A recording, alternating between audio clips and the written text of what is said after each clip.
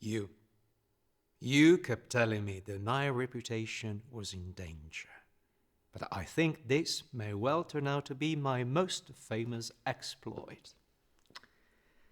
Only one thing could possibly bring me greater glory. And what's that? To win her back. You think you could? Well, I don't see why not. I'm prepared to offer any odds you care to suggest against your success. You see, I'm also inclined to view this as one of my greatest triumphs. There's nothing a woman enjoys as much as a victory over another woman. Except you see, Vicomte, my victory wasn't over her. It was over you. That's what's so amusing. That's what's so genuinely delicious. You don't know what you're talking about. You loved that woman, Vicomte. What's more, you still do, quite desperately. If you hadn't been so ashamed of it, how else could you possibly have treated her so viciously? Whatever may or may not be the truth of these philosophical speculations, the fact is, it's now your turn to make a sacrifice. Danceny must go. I've been more than patient about this little whim of yours, but enough is enough. And I really must insist you call a halt to it.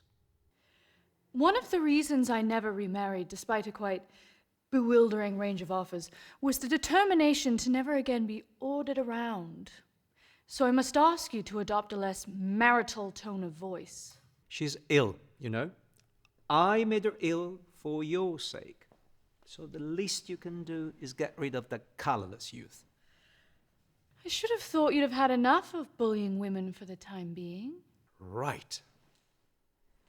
I see I shall have to make myself very plain.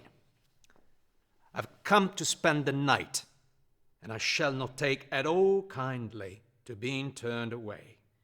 I am sorry. I'm afraid I've made other arrangements. Danceny isn't coming. Not tonight.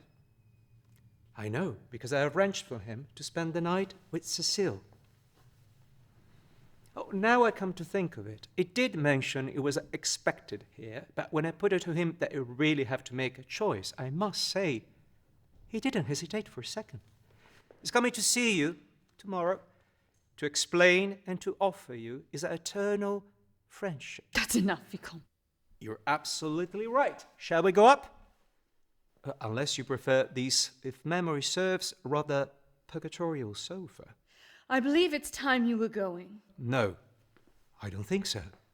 We made an arrangement, and I really don't think I can allow myself to be taken advantage of a moment longer. Remember, I'm better at this than you are.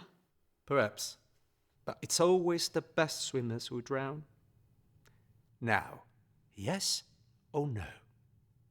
Up to you, of course. I wouldn't dream of trying to influence you. I therefore confine myself to remarking that a no will be regarded as a declaration of war.